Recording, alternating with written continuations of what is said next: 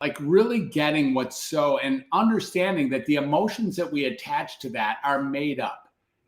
Like we fabricate the emotions. This idea of how much you hated stuttering. You didn't really hate stuttering. You hated the fear of having the response from others when you stuttered. Exactly. No, that's it. The response makes me uncomfortable, them uncomfortable, everyone uncomfortable, and then the relationship, as you were talking about earlier, crumbles because no one knows the next move. Exactly.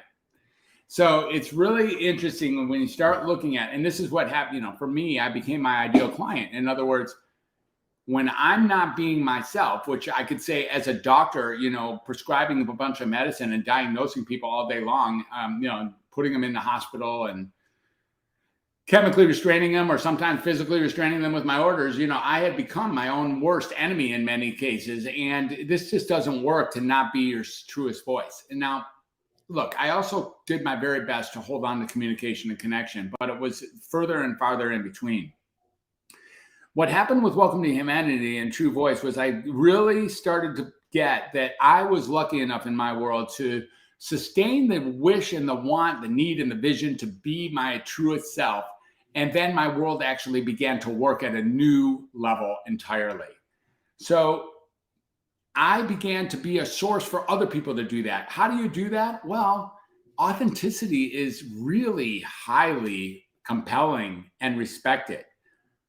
Have you ever noticed that you can be in a room with somebody who is like diametrically opposed to you in any of various opinions of any nature, even if they're entirely the biggest ones out there now, and you can actually listen to someone as long as they're speaking from their heart.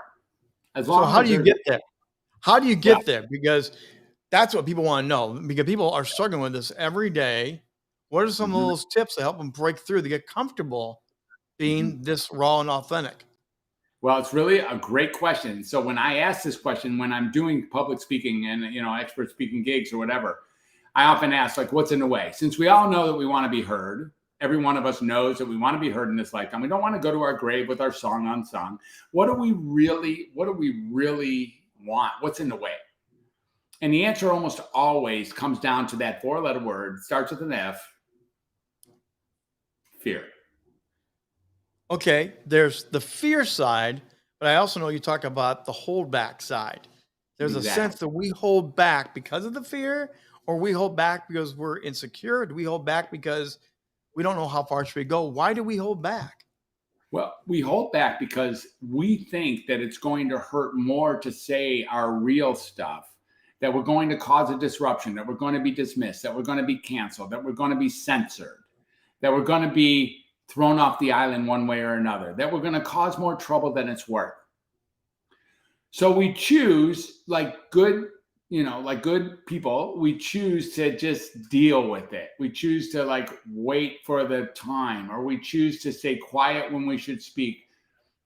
Or really the more difficult one is to say things that even we don't believe. And